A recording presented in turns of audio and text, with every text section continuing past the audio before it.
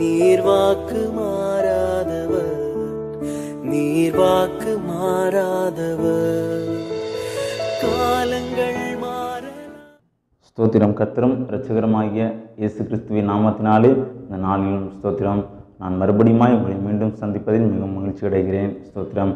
நாளிலும் நாம் ஒரு பாடலை பாடி நம் தேவனுடைய நாமத்தை மகிமைப்படுத்த போகிறோம். அதற்கு பின்பு நாம் ஒரு வசனத்தை வாசித்து தேவனுடைய செய்தியை நாம் கேட்கப் போகிறோம். எல்லாரும் சேர்ந்து நான் தெரிந்ததான பாடல்தான். நீங்களும் எங்களோடு சேர்ந்து பாடுங்கள். கர்த்தர் தாமே உங்களை ஆசீர்வதிப்பாராக. ஆமென். கர்த்தருக்கு ஸ்தோத்திரம். அநாதி ஸ்நேகம், அநாதி ஸ்நேகம், அநாதி ஸ்நேகம், எங்கள் இயேசுவின் ஸ்நேகம். அநாதி ஸ்நேகம், அநாதி ஸ்நேகம், அநாதி ஸ்நேகம், எங்கள் இயேசுவின் ஸ்நேகம். பாரத்தை விட்டு இறங்கி வந்த ஸ்நேகம், பரலோக மகிமை துறந்து வந்த ஸ்நேகம். பரத்தை விட்டு இறங்கி வந்த ஸ்நேகம், பரலோக மகிமை துறந்து வந்த ஸ்நேகம். எல்லா ஸ்நேகத்திலும் அது மேலான ஸ்நேகம், எல்லா ஸ்நேகத்திலும் அது மேலான ஸ்நேகம். அநாதி ஸ்நேகம், அநாதி ஸ்நேகம், அநாதி ஸ்நேகம், எங்கள் இயேசுவின் ஸ்நேகம். அநாதி ஸ்நேகம், அநாதி ஸ்நேகம், அநாதி ஸ்நேகம், எங்கள் இயேசுவின் ஸ்நேகம். மறுதலித்த பேதுருவை மனம் திரும்ப செய்த ஸ்நேகம். மறுதலித்த பேதுருவை மனம் திரும்ப செய்த ஸ்நேகம். காட்டி கொடுத்த யூதாசை கண்ணத்தில் அறிந்திடாமல் சிநேகிதனை என்றழைத்த ஸ்நேகம். காட்டி கொடுத்த யூதாசை கண்ணத்தில் அறிந்திடாமல் சிநேகிதனை என்றழைத்த ஸ்நேகம். அது மேலான ஸ்நேகம், எங்கள் இயேசுவின் ஸ்நேகம். அது மேலான ஸ்நேகம், எங்கள் இயேசுவின் ஸ்நேகம். அநாதி ஸ்நேகம், அநாதி ஸ்நேகம், அநாதி ஸ்நேகம், எங்கள் இயேசுவின் ஸ்நேகம். அநாதி ஸ்நேகம், அநாதி ஸ்நேகம், அநாதி ஸ்நேகம், எங்கள் இயேசுவின் ஸ்நேகம். கண்ணிழந்த பலனிழந்த சிம்சோனையும் நினைத்த ஸ்நேகம். கண்ணிழந்த பலனிழந்த சிம்சோனையும் நினைத்த ஸ்நேகம். நினிவேக்கு போகாமல் திசை மாறி ஓடிய யோனாவை பயன்படுத்தின ஸ்நேகம். நினிவேக்கு போகாமல் திசை மாறி ஓடிய யோனாவை பயன்படுத்தின ஸ்நேகம். அது மேலான ஸ்நேகம், எங்கள் இயேசுவின் ஸ்நேகம். அது மேலான ஸ்நேகம், எங்கள் இயேசுவின் ஸ்நேகம். அநாதி ஸ்நேகம், அநாதி ஸ்நேகம், அநாதி ஸ்நேகம், எங்கள் இயேசுவின் ஸ்நேகம். அநாதி ஸ்நேகம், அநாதி ஸ்நேகம், அநாதி ஸ்நேகம், எங்கள் இயேசுவின் ஸ்நேகம். பாரத்தை விட்டு இறங்கி வந்த ஸ்நேகம், பரலோக மகிமை துறந்து வந்த ஸ்நேகம். பரத்தை விட்டு இறங்கி வந்த ஸ்நேகம், பரலோக மகிமை துறந்து வந்த ஸ்நேகம். எல்லா ஸ்நேகத்திலும் அது மேலான ஸ்நேகம், எல்லா ஸ்நேகத்திலும் அது மேலான ஸ்நேகம். அநாதி ஸ்நேகம், அநாதி ஸ்நேகம், அநாதி ஸ்நேகம், எங்கள் இயேசுவின் ஸ்நேகம். கர்த்தருடைய பரிசுத்த நாமத்திற்கு மகிமை உண்டாவதாக. இவ்வளவு நேரம் ஸ்தோத்திரம் நாம் பாடலை பாடி இந்த பாடலோடு நாம் இணைந்து ஆராதித்தோம். ஸ்தோத்திரம். மெய்யாகவே கர்த்தர் நல்லவர். வசனம் சொல்லுகிறது, கர்த்தர் நல்லவர் என்பதை ருசித்து பாருங்கள், அவர் மேல் நம்பிக்கையாக இருக்கிற மனுஷன் பாக்கியவானை சொல்லியிருக்கிறது. ஆகவே அவர் மெய்யாகவே நல்லவராய் இருக்கிறார், வல்லவராய் இருக்கிறார். ஸ்தோத்திரம். அவருடைய கிருபை ஒருபோதும் ஸ்தோத்திரம் முடியாதது, அவருடைய அன்பு ஒருபோதும் தனிந்து போகாததாக இருக்கிறது. நம்முடைய மனுஷனுடைய அன்பு தான் ஒவ்வொரு நாளும் தனிந்து போகிறதாய் காணப்படுகிறது. ஆனால் ஸ்தோத்திரம், தேவனாய் கர்த்தர் ஒரு காரியத்தை அந்த இடத்துல வெளிப்படுத்துகிறார். ஸ்தோத்திரம். நாம் சற்று நேரம் தியானிக்கும்படியாய் தேர்ந்தெடுத்த வேத பகுதி ஸ்தோத்திரம் பிலிப்பியருக்கு எழுதின நிருபம் அதன் 3ஆம் அதிகாரம் அதன் 20ஆம் வசனம் வாசிக்கலாம். நம்முடைய குடியிருப்போ பரலோகத்தில் இருக்கிறது, அங்கே இருந்து கர்த்தராய் இருக்கிற இயேசு கிறிஸ்து என்னும் இரட்சகர் வர எதிர்பார்த்து கொண்டிருக்கிறோம். ஸ்தோத்திரம். நாம் ஒரு விசை கண்களை மூடி நாம் ஜெபிக்கலாம். அந்த வசனத்தின்படியாய் கர்த்தர் நம்மோடு பேசும்படியாக.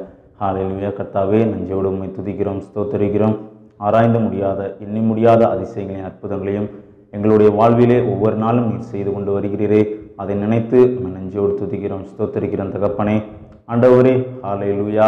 ஆண்டவர், இந்த வசனத்தின்படியாய் எங்களை கர்த்தர் நடத்தும்படியாய் ஜெபிக்கிறோம் தகப்பனே. ஆண்டவர், இந்த உலகத்திலே நாங்கள் ஸ்தோத்திரம் இருக்கிற நாள் முதல் ஆண்டவர் இந்த உலகத்தில் இருக்கிறோம் தகப்பனே. அதற்கு பின்பதாய் ஆண்டவரை நாங்கள் கடந்து செல்லும்போது, இந்த உலகத்திலிருந்து பிரிந்து செல்லும்போது ஆண்டவரே, உம்முடைய வருகையிலே நாங்கள் எதிர்பார்த்து கொண்டிருக்கிறவர்களாக எங்களை மாற்றுவீராக. உம்முடைய வருகையிலே ஆண்டவரே ஸ்தோத்திரம், ஹல்லேலூயா, பரலோக ராஜ்யத்தை நாங்கள் சுதந்திரிக்கும்படியாய் எங்களை ஒரு விசை எங்களை பயன்படுத்துவீராக தகப்பனே. ஹல்லேலூயா. இந்த உலகத்தில் நாங்கள் இருக்கும் பொழுது என் தேவனுடைய சித்தத்தை நாங்கள் செய்யும்படியாகவும் ஆண்டவரே, உமக்கு பிரியமுள்ள காரியத்தை நாங்கள் செய்யும்படியாகவும் தகப்பனே. ஹல்லேலூயா. பிரியப்படுத்தும்படியாய் ஆண்டவரே ஸ்தோத்திரம், உமக்கு ஆண்டவரே எது ஆண்டவரே ஸ்தோத்திரம் நல்ல காரியம் என்பதை ஆண்டவரே நாங்கள் அறியும்படியாய் எங்களை மாற்றுவீராக. தடைகள் யாவையும் மாற்றி போடும் இயேசுவின் நாமத்தில் ஜெபத்துக்களை நல்ல பிதாவே, ஆமென். ஸ்தோத்திரம். கர்த்தராகிய இயேசு கிறிஸ்து மிகவும் நல்லவராய் இருக்கிறார். இந்த இடத்திலே அப்போஸ்தலனாகிய பவுல் ஸ்தோத்திரம் பிலிப்பியர் அந்த பட்டணத்திலே ஸ்தோத்திரம் போய் எழுதியிருக்கிறார். ஸ்தோத்திரம். இந்த பரிசுத்தவான்களுக்கும் அங்குள்ள ஜனங்களுக்கும் எழுதியிருக்கிறார். எப்படி என்றால், நம்முடைய குடியிருப்போ பரலோகத்தில் இருக்கிறது, அங்கே இருந்து கர்த்தராகிய இயேசு கிறிஸ்து என்னும் இரட்சகர் வர எதிர்பார்த்து கொண்டிருக்கிறோம் என்று சொல்லி அந்த இடத்திலே அருமையாய் அந்த அப்போஸ்தலனாகிய பவுல் இந்த இடத்திலே எழுதுகிறார் அல்லவா. என்ன என்று சொன்னால், நம்முடைய குடியிருப்பு பரலோகத்தில் இருக்கிறது என்று சொல்லி அந்த இடத்தில் எழுதியிருக்கிறார். ஸ்தோத்திரம். நாம் நினைக்கிறோம், ஸ்தோத்திரம், மனிதர்கள் நினைக்கிறார்கள் இந்த உலகத்திலே நம்முடைய குடியிருப்பு இந்த உலகம்தான் என்று நினைத்து கொண்டிருக்கிறார்கள். ஆனால் இந்த உலகத்திலே ஸ்தோத்திரம் நாம் இருக்கும் பொழுது நாம் சொல்லுகிற காரியம் என்று சொன்னால், ஸ்தோத்திரம், நாம் இந்த உலகத்தில் வந்தோம், இருந்தோம், பிறந்தோம், ஸ்தோத்திரம், நாம் செஞ்சு விட்டோம் என்று சொல்லி அனைவரும் சொல்லி இருக்கிறார்கள். ஆனால் இந்த உலகத்திலே ஸ்தோத்திரம் பொறுத்தவரையிலும் ஸ்தோத்திரம், இந்த உலகத்திலே நாம் இருந்து அனுபவிப்பது அநேகம் இருக்கிறது. அதிலே ஸ்தோத்திரம், இந்த ஆவிக்குரிய வாழ்க்கையிலே நாம் வளருகிறவர்களாக நாம் காணப்பட வேண்டும். இந்த ஆவிக்குரிய வாழ்க்கை என்று சொல்லி இந்த உலகத்தில் இருக்கிறது அல்லவா. இந்த உலகத்திலே ஸ்தோத்திரம் நம் பூமிக்குரிய ஆசீர்வாதங்களும் பரலோகத்திற்குரிய ஆசீர்வாதங்களும் கர்த்தர் தருகிறார் என்று சொல்லி வேத வசனங்களில் இருக்கிறது அல்லவா. அப்படியாகவே இந்த உலகத்தில் நாம் இருந்த ஸ்தோத்திரம் வரை, இந்த உலகத்தில் இருக்கிற வரை நாம் என்ன செய்ய வேண்டுமாம்? கர்த்தராகிய இயேசு கிறிஸ்துவை நாம் காண்கிறவர்களாய் நாம் மாற வேண்டுமாம். அவரை நோக்கி கொண்டிருக்கிறவர்களாய் நாம் மாற வேண்டுமாம். அவரை ஸ்தோத்திரம் பார்த்து எதிர் நோக்கி கொண்டிருக்கிறவர்களே கர்த்தர் என்ன செய்கிறாராம்?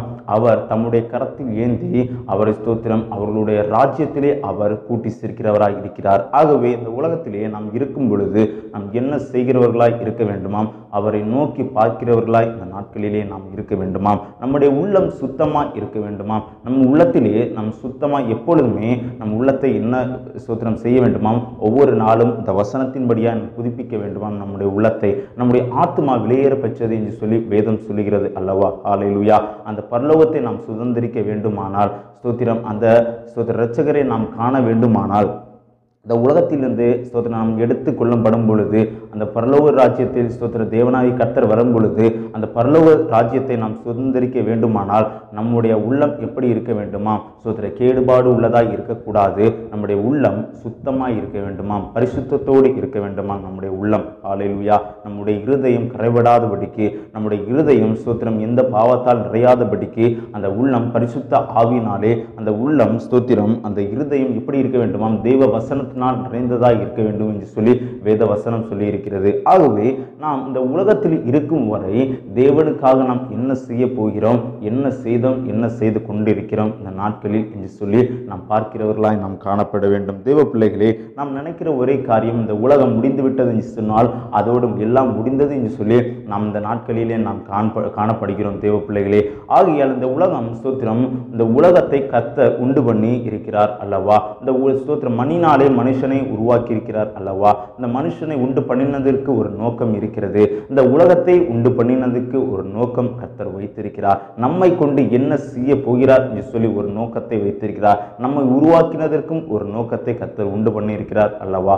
அந்த நோக்கத்தை நாம் நிறைவேற்ற வேண்டும். அந்த நோக்கத்தை நாம் எதிர்பார்க்க வேண்டும். என்னை குறித்து என்ன நோக்கம் கர்த்தர் வைத்திருக்கிறார், என்னை கொண்டு கர்த்தர் என்ன செய்ய சித்தமா இருக்கிறார் என்று சொல்லி நாம் அவருடைய ஸ்தோத்திரம் நம்முடைய ஜெபத்தினாலே நாம் காண்கிறவர்களாக இருக்க வேண்டும். நம்முடைய ஜெபத்தினாலே அந்த காரியம் என்ன என்று சொல்லி நாம் எதிர்நோக்கி பார்த்து கொண்டிருக்க வேண்டும். அப்படி நாம் பார்க்க போனால், அப்படி நாம் பார்த்து கொண்டிருக்கும் பொழுது கர்த்தர் மெய்யாகவே நம்முடைய ஸ்தோத்திரம் அந்த காரியத்தை கர்த்தர் நமக்கு வெளிப்படுத்துகிறவராக இருக்கிறார். தேவ பிள்ளைகளே, ஆகையால் அந்த உலகத்தில் இருக்கும் வரை ஸ்தோத்திரம் நாம் என்ன செய்ய வேண்டுமாம், அந்த பரலோகத்தை நோக்கி, அந்த தேவனாகி கண்மலையை நோக்கி நாம் ஸ்தோத்திரம் காண்கிறவர்களாக இந்த நாட்களில் இருக்க வேண்டும் என்று சொல்லி வேத வசனம் சொல்லுகிறது. ஹல்லேலூயா.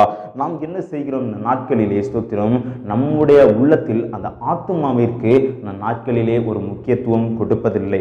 தேவ பிள்ளைகளே, இந்த நாட்களிலே இந்த சரீரத்துக்கு நாம் முக்கியத்துவம் கொடுக்கிறவர்களாய் நாம் காணப்படுகிறோம். ஹல்லேலூயா. நாம் அந்த ஸ்தோத்திரம் நம்முடைய குடியிருப்பு அந்த பரலோகத்தில் இருக்கிறது என்று சொல்லியிருக்கிறோம். ஆகையால் இந்த உலகத்திலே நாம் இருக்கிறோம் என்று சொன்னால், இந்த உலகத்திலே நாம் சொல்லுகிற ஒரே காரியம் இந்த சரீரம் என்று சொல்லியிருக்கிறோம் அல்லவா. இந்த சரீரத்துக்கு நாம் முக்கியத்துவம் கொடுக்கிறோம். ஸ்தோத்திரம், இந்த அழிந்து போகிற சரீரத்துக்கு நாம் ஒவ்வொரு நாளும் முக்கியத்துவம் கொடுக்கிறவர்களாய் நாம் காணப்படுகிறோம். இந்த சரீரத்துக்கு நாம் பாவமான அந்த உணவை ஸ்தோத்திரம் ஒவ்வொரு நாளும் நாம் உட்கொண்டிருக்கிறோம் அல்லவா. இந்த பாவத்திற்கு ஸ்தோத்திரம், இந்த பாவத்தின் உணவை நாம் என்ன செய்கிறோம் என்று சொன்னால் இந்த சரீரத்துக்கு உணவாக ஊட்டி கொண்டிருக்கிறோம் அல்லவா. ஆகையால் நாம் என்ன செய்ய வேண்டும், இந்த ஆத்துமாவிற்கு ஒரு உணவு இருக்கிறது. இந்த ஆத்துமாவையும் நாம் கவனிக்க வேண்டும். தேவ பிள்ளைகளே, நாம் இந்த சரீரத்தை நாம் ஒவ்வொரு நாளும் கவனித்துக் கொண்டிருக்கிறோம் அல்லவா. இந்த ஸ்தோத்திரம் அழிந்து போகிற சரீரத்துக்கு நாம் ஸ்தோத்திரம் முன்மாதிரியாக இருக்கிறோம். ஆனால் இந்த சரீரத்துக்கு உள்ளாகவே ஒரு ஆத்துமா ஒளிந்து கொண்டிருக்கிறது அல்லவா. இந்த ஆத்துமாவிற்கு நாம் என்ன செய்ய வேண்டுமா, ஒவ்வொரு நாளும் இந்த தேவனுடைய வசனத்தை நாம் போதித்து, நாம் ஒவ்வொரு நாளும் இந்த வசனத்தை நாம் உட்கொண்டு அந்த ஆத்துமாவிற்கு நாம் உயிரை கொடுக்க வேண்டும் என்று சொல்லி வேத வசனம் அருமையாய் சொல்லி இருக்கிறது. தேவ பிள்ளைகளே, ஹல்லேலூயா. பாருங்க, சங்கீத புஸ்தகம் 143 அதன் 6ஆம் வசனம் இப்படியாக சொல்லுகிறது. வாசிக்கலாம். என் கைகளை உமக்கு நேராக விரிக்கிறேன், வறண்ட நிலத்தை போல் என் ஆத்துமா உம்மேல் தாகமாயிருக்கிறது. பாருங்க, ஸ்தோத்திரம், நம்முடைய ஆத்துமாவிற்கு நாம் என்ன செய்கிறோமாம், உணவு கொடுப்பதில்லை என்று சொல்லி இந்த வேத வசனம் இப்படியாக சொல்லுகிறது அல்லவா. ஹல்லேலூயா. பாருங்க, என் கைகளை உமக்கு நேராக விரிக்கிறேன், வறண்ட நிலத்தை போல் என் ஆத்துமா உண்மையில் தாகமாய் இருக்கிறது என்று சொல்லி அந்த ஸ்தோத்திர சங்கீத பக்தன் அருமையாய் பாடுகிறார் அல்லவா. ஹல்லேலூயா. நாம் என்ன செய்ய வேண்டுமாம், இந்த நாட்களிலே என் கைகளை உமக்கு நேராக விரிக்கிறேன், வறண்ட நிலத்தை போல என் ஆத்துமா உண்மையில் தாகமாய் இருக்கிறது என்று சொல்லி பார்க்கிறார். அருமையான தேவ பிள்ளைகளே, நாம் என்ன செய்து கொண்டிருக்கிறோம், ஒரு வறண்ட நிலத்தை போல நம்முடைய ஆத்துமா அந்த நாட்களிலே காணப்படுகிறது. தேவ பிள்ளைகளே, நம்முடைய ஆத்துமா ஒரு வறண்டு போன நிலைமையில் நம்முடைய ஆத்துமா காணப்பட்டு கொண்டிருக்கிறது. ஆகையால் இந்த ஆத்துமா வறண்டு போகாதபடி அந்த ஜீவ தண்ணீரை நாம் பெற்றுக்கொள்கிறவர்களா இந்த நாட்களில் இருக்க வேண்டும். அந்த ஆத்துமாக்குள்ளாகவே ஒரு உயிரை மறுபடியுமாய் ஒரு ஜீவனை நாம் கொடுக்கிறவர்களாய் நாம் காணப்பட வேண்டுமா என்று சொல்லி வேத வசனம் அருமையாய் சொல்லியிருக்கிறது அல்லவா. ஹல்லேலூயா. நம்முடைய ஆத்துமாவிற்கு நாம் எந்த அளவிற்கு இந்த வசனத்தை உணவாய் கொடுக்கிறோமோ, இந்த ஆத்துமாவிற்கு எந்த அளவிற்கு தேவனுடைய ஸ்தோத்திரம் வார்த்தையை நாம் கொடுக்கிறோமோ, இந்த ஆத்துமாவிற்கு நம்முடைய இருக்கிற அந்த ஆத்துமாவிற்கு நாம் எந்த அளவுக்கு தேவனை பற்றி அதுக்குள்ளாக நாம் தியானிக்கிறோமோ அந்த அளவிலே கர்த்தர் என்ன செய்வாராம், ஸ்தோத்திரம், இந்த ஆத்துமாவை கர்த்தர் புதுப்பித்து அந்த சரீரத்தையும் கர்த்தர் என்ன செய்வாராம், பரிசுத்தப்படுத்துகிறவராய் இருக்கிறார். தேவ பிள்ளைகளே, அருமையான தேவ பிள்ளைகளே, நாம் ஒன்று செய்ய வேண்டும். இந்த நம்முடைய ஆத்துமாவிற்கு, நம்முடைய சரீரத்திற்கு முக்கியத்துவம் கொடுக்காதபடி, நம்முடைய சரீரம்தான் மெய்யானது என்று சொல்லி, நம்முடைய சரீரம்தான் உண்மையானது என்று சொல்லி நாம் நினைக்காதபடிக்கு அதற்குள்ளாகவே மறைந்து கொண்டிருக்கிற ஒரு ஆத்மா இருக்கிறது அல்லவா. ஹல்லேலூயா. ஸ்தோத்திரம். நன்மையானதில் கொஞ்சம் தீமை இருக்கிறது என்று சொல்லி நாம் பார்க்கிறோம் அல்லவா. ஏதேன் தோட்டத்திலே ஒரு நன்மையும் இருக்கிறது, ஒரு தீமையும் இருக்கிறது என்று சொல்லி தேவனாய் கர்த்தர் அதில் வைத்தார். ஆனால் ஸ்தோத்திரம், அதை சூஸ் பண்ண வேண்டிய விதம் ஒன்று இருக்கிறது.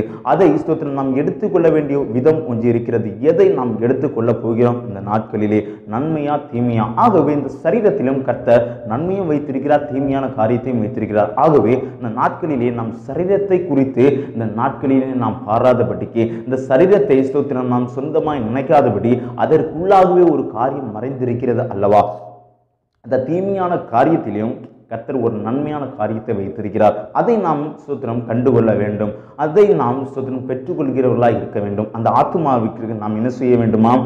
உணவு கொடுக்க வேண்டுமாம். வேத வசனத்தை உணவாக கொடுக்க வேண்டுமாம். ஆகையால் அந்த மறைந்திருக்கிற அந்த பொக்கிஷத்தை நாம் வெளிப்படுத்த வேண்டுமாம். அந்த மறைந்திருக்கிற பொக்கிஷத்தை, அந்த உள்ளத்தை ஸ்தோத்திரம், அந்த பரிசுத்தமான அந்த ஸ்தோத்திர ஆத்துமாவை நம்ம என்ன செய்ய வேண்டுமாம்? உயிர்ப்பிக்க வேண்டுமாம். எப்படி நாம் உயிர்ப்பிப்பது என்று சொன்னால், வேத வசனம் மெய்யாகவே சொல்லுகிறது. வேத வசனத்தின் மூலம் அந்த ஆத்துமா உயிர்ப்பிக்கிறதா இருக்கிறது தேவ பிள்ளைகளே. அது அந்த வசனத்தை நாம் உட்கொள்ளும் பொழுது, இந்த வசனத்தின்படி நாம் நடக்கும் பொழுது, இந்த வசனத்தை நாம் கைக்கொள்ளும் பொழுது அந்த ஆவி என்ன செய்கிறதாம்? உயிர் எழும்புகிறதாம். அந்த ஆவி ஸ்தோத்திரம், அந்த ஆவியோடு சேர்ந்து அந்த ஆத்மாவும் என்ன செய்கிறதாம்? உயிர் பெறுகிறதா இருக்கிறது தேவ பிள்ளைகளே. இந்த மாமிசமான அந்த சரீரம் அழிந்து போகிறதா இருக்கிறது. அந்த ஆத்மா கடைசி வரை நிலைநிற்கிறது அல்லவா. இந்த சரீரம் மெய்யாகவே இந்த உலகத்திலிருந்து ஒரு நாள் எடுத்துக்கொள்ளும் பொழுது அதற்குள்ளாகவே ஸ்தோத்திரம் நாம் ஏற்கனவே விதைத்ததான இந்த வசனம் நம்மை உயிர் பெறுகிறதா இருக்கிறது. அப்படி நம்மை உயிர் பெறும் பொழுது, தேவனாகிய கர்த்தர் வரும்பொழுது மெய்யான அந்த நித்திய ஸ்தோத்திர ராஜ்யத்தை நாம் சுதந்திரிக்கிறவர்களாக இருக்க போகிறோம். அந்த குடியிருப்பை ஸ்தோத்திரம், நம்முடைய குடியிருப்பு எங்க இருக்கிறதா? இந்த ஆத்மா நம்மை அங்கே கொண்டு போய் சேர்க்கிறதா இருக்கிறது தேவ பிள்ளைகளே. ஹல்லேலூயா. பாருங்க, 1 பேதுரு அதன் 1ஆம் அதிகாரம் அதன் 22ஆம் வசனமும் அதன் 23ஆம் வசனமும் இப்படியாக சொல்லுகிறது. வாசிக்கலாம். ஆகையால் நீங்கள் மாயமற்ற சகோதர சிநேகமுள்ளவர்கள் ஆகும்படி ஆவியினாலே சத்தியத்திற்கு கீழ்ப்படிந்து உங்கள் ஆத்துமாக்களை சுத்தமாக்கி கொண்டவர்களாய் இருக்கிறபடியால் சுத்த இருதயத்தோடே ஒருவரில் ஒருவர் ஊக்கமாய் அன்பு கூறுங்கள்.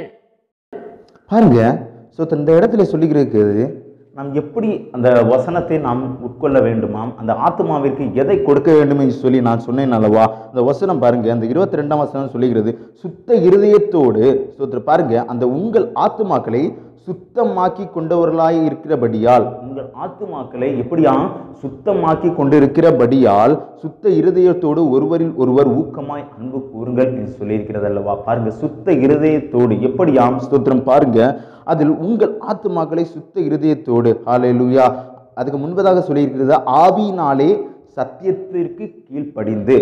தேவ பிள்ளைகளே, ஆவியினாலே சத்தியத்திற்கு கீழ்ப்படிந்து என்று சொல்ல அந்த வார்த்தை, நம்முடைய ஆவியினாலே இந்த சத்தியத்தை, தேவ வசனத்திற்கு என்ன செய்ய வேண்டுமா? முதலாவதாக கீழ்ப்படிந்து நடக்க வேண்டுமா?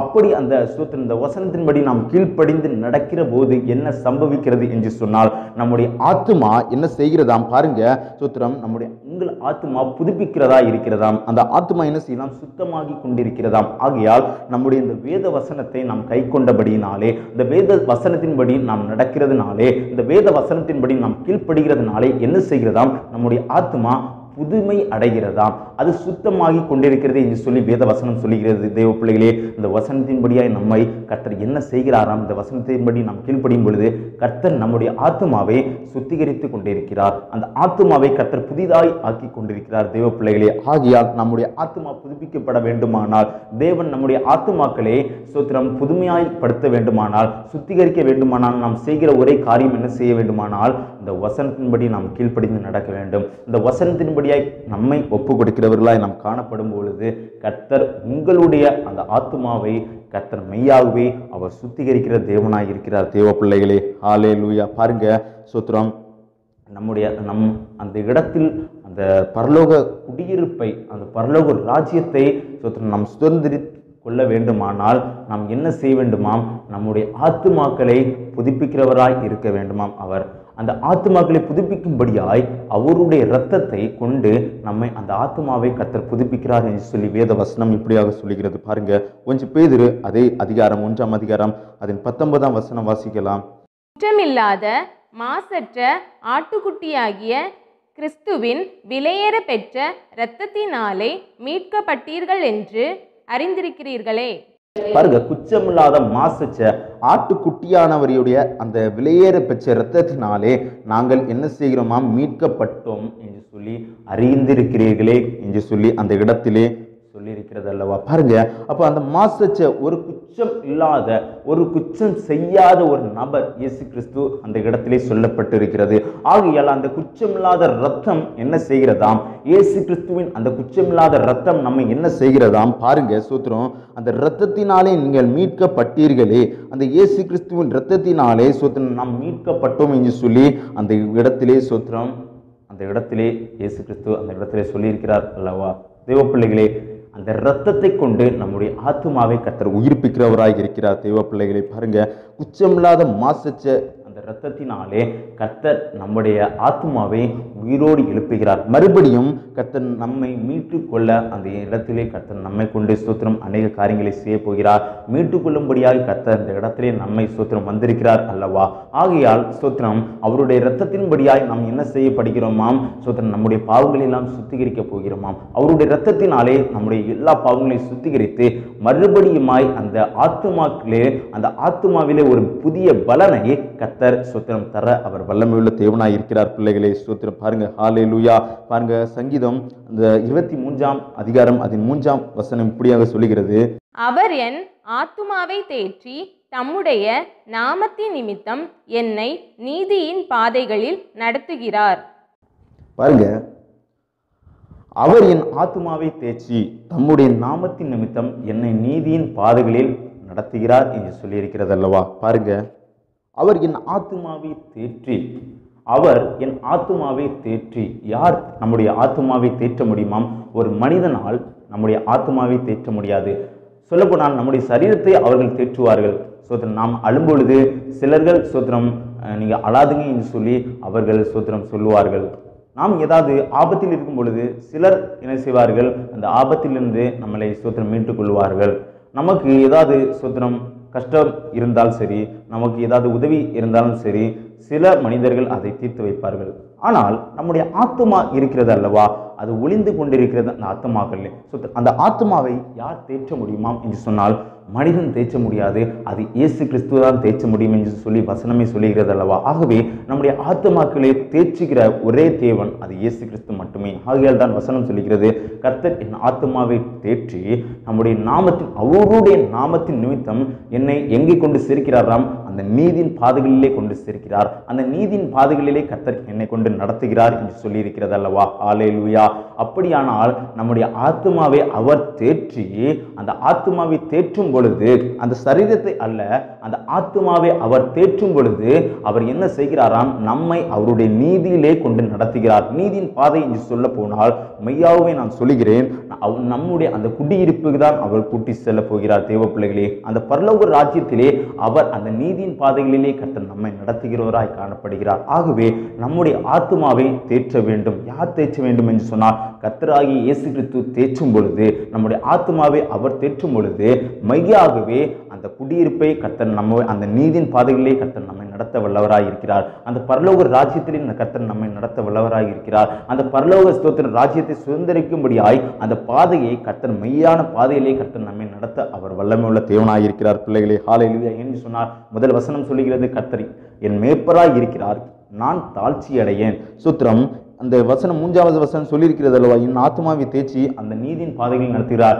அந்த நீதியின் பாதைகளை யாரை நடத்துவாராம்? முதல் வசனம் சொல்லுகிறது, கர்த்தர் என் ஆத்துமாவை தேற்றி. கர்த்தர் என் ஆத்துமாவை தேய்ச்சி சொல்லியிருக்கிறது அல்லவா. சூத்திரம், கர்த்தர் என் மேய்ப்பராய் இருக்கிறார், நான் தாழ்ச்சி அடையேன். ஆகவே சூத்திரம், அவர் என் மேய்ப்பராய் இருந்து நாம் தாழ்ச்சி அடையும் பொழுது, அவருக்கு கீழ்ப்படியும் பொழுது, அவருடைய சூத்திரம் அந்த பாதைகளை நடக்கும் பொழுது, இந்த வசனத்தின்படி நாம் நடக்கும் பொழுது என்ன செய்வாராம், இந்த நீதியின் பாதைகளே நடத்துவார். தேவ பிள்ளைகளே, ஆகையால் நாம் என்ன செய்ய வேண்டுமாம், இந்த நீதியின் பாதைகளில் நடக்க வேண்டுமானால், அந்த பரலோக ராஜ்யத்தை நாம் சுதந்திரிக்க வேண்டுமானால், அந்த நம்முடைய குடியிருப்பு இங்கே இல்லை, நம்முடைய குடியிருப்பு அது பரலோகத்தில் இருக்கிறது என்று சொல்லி வேதவசனம் சொல்லுகிறது அல்லவா. ஆகையால் தேவ பிள்ளைகளே, அந்த பரலோக குடியிருப்பை நாம் தெரிந்து கொள்ளப் போகிறோம். நம்முடைய குடியிருப்பு, நாம் 2 காரியத்தை சொல்லுகிறேன் தேவ பிள்ளைகளே. சோத்திரம், நம்முடைய குடியிருப்பு பரலோகமா அல்லது நம்முடைய குடியிருப்பு நம்முடைய இந்த உலகமா பூமியிலேயா என்று சொல்லி நாம் பார்க்க வேண்டும். ஹல்லேலூயா. நம்முடைய குடியிருப்பு எங்கே என்று சொன்னால் அது பரலோக ராஜ்யமாக இருக்கிறது. இந்த உலகத்திலே நாம் கடந்து செல்லும் பொழுது ஒன்றும் நாம் கொண்டு போவதில்லை. இந்த உலகத்தில் நாம் பிறந்த பொழுது எதையுமே கொண்டு போவதில்லை என்று சொல்லி வேத வசனம் அருமையாய் சொல்லி இருக்கிறது அல்லவா? ஹல்லேலூயா. ஒருவன் நிர்வாணியாய் வந்தான், ஒருவன் நிர்வாணியாய் தான் கடந்து போகிறான் என்று சொல்லி இருக்கிறது அல்லவா? தேவ பிள்ளைகளே, இந்த உலகத்திலே ஒருவன் கடந்து போனான் என்று சொன்னால் ஸ்தோத்திரம், பாருங்க, அது முடிந்து போனது என்று சொல்லி அர்த்தம் இல்லை. அதற்கு அடுத்தது ஒரு வாழ்க்கை இருக்கிறது தேவ பிள்ளைகளே, அதுதான் நித்திய வாழ்க்கையாக இருக்கிறது. இந்த நித்திய வாழ்க்கையை நாம் ஸ்தோத்திரம் அடைய வேண்டும் என்று சொன்னால் நாம் என்ன செய்ய வேண்டுமாம்? ஸ்தோத்திரம், இந்த பரலோக ராஜ்யத்தை நாம் சுதந்திரிக்க வேண்டுமா என்று சொன்னால் ஒரே காரியம், இந்த உலகத்தில் நமக்கு நிரந்தரம் அல்ல, இந்த உலகம் எனக்கு நிரந்தரம் அல்ல என்று சொல்லி நம்முடைய இருதயத்திலே நாம் விசுவாசித்து என்னுடைய ஸ்தோத்திரம் இந்த நிரந்தரமான வாழ்க்கை எனக்கு பரலோக ராஜ்யம் என்று சொல்லி இந்த வசனத்திற்கு நாம் கீழ்ப்படிந்து நடப்போம். ஆனால் மெய்யாகவே அந்த பரலோக ராஜ்யத்தை நீங்களும் சுதந்திரித்துக் கொள்வீர்கள் என்று சொல்லி இந்த வார்த்தையை முடிக்கிறேன். கர்த்தர் உங்களை ஆசீர்வதிப்பாராக. இந்த வார்த்தையின்படி நாம் செவிக்கலாமா? நம்முடைய வாழ்க்கை ஸ்தோத்திரம் யாருக்கு நாம் ஒப்பு கொடுக்கிறேன்? இந்த வாழ்க்கையிலே ஸ்தோத்திரம், இந்த உலகத்திலே இத்தனை நாள் நான் வாழ்ந்து கொண்டிருந்தேன், நான் யாருக்காக வாழ்ந்து கொண்டிருந்தேன்? இந்த உலகத்தில் நான் இத்தனை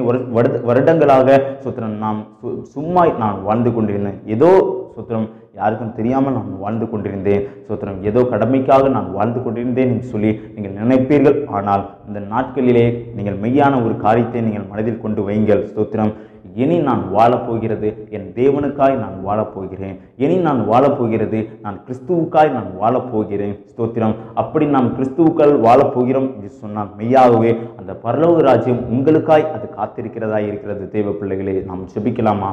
ஹல்லேலூயா. கர்த்தாவே, நெஞ்சோடு துதிக்கிறோம், ஸ்தோத்தரிக்கிறோம். இந்த நாளிலே ஆண்டவரே, எங்களுடைய குடியிருப்பு எங்கே இருக்கிறது? ஆண்டவரே, இந்த உலகத்தில் நான் கடந்து செல்லும் பொழுது என்னுடைய வாழ்க்கை முடிந்து விடுமோ என்று சொல்லி நாங்கள் கலங்கி கொண்டிருந்த வேளையிலே ஆண்டவரை இறங்கி வந்து எங்களுடைய கண்ணீரை துடைத்து எங்களுடைய தகப்பனை கரங்களை ஆண்டவரே பிடித்து எங்களை வழிநடத்தி வருகிறீரே அல்லவா? அப்படியாக இந்த நாட்களிலே உம்முடைய ஆண்டவரே அந்த குடியிருப்புக்கு நாங்கள் வரும்படியாய், அந்த பரலோக ராஜ்யத்தை நாங்கள் சுதந்திரிக்கும்படியாய் ஆண்டவரே நாங்கள் ஸ்தோத்திரம் ஆண்டவரை நாங்கள் விசுவாசித்து நாங்கள் ஜெபிக்கிற அந்த தகப்பனை நாங்கள் கீழ்ப்படிந்து உம்முடைய வசனத்தின்படி நாங்கள் இனி கீழ்ப்படிந்து நடக்கிறோம் என்று சொல்லி நாங்கள் ஒப்பு கொடுக்கிறோம் தகப்பனை. ஒவ்வொரு பிள்ளைகளும் ஒப்பு கொடுக்கிறார்களே அப்பா, ஒவ்வொரு ஜனங்களும் ஆண்டவரே உம்முடைய ஸ்தோத்திரம் அந்த பரலோக ராஜ்யத்தை சுதந்திரித்துக் கொள்ள வேண்டும் என்று சொல்லி அவர்கள் ஜெபித்துக் கொண்டிருக்கிறார்களே தகப்பனை. அவர்களுடைய ஜெபத்தை கேட்டு கர்த்தர் மெய்யான ஒரு விடுதலையை அவர்களுக்கு கட்டளையிடும்படியாய் ஜெபிக்கிற தகப்பனை. ஹல்லேலூயா.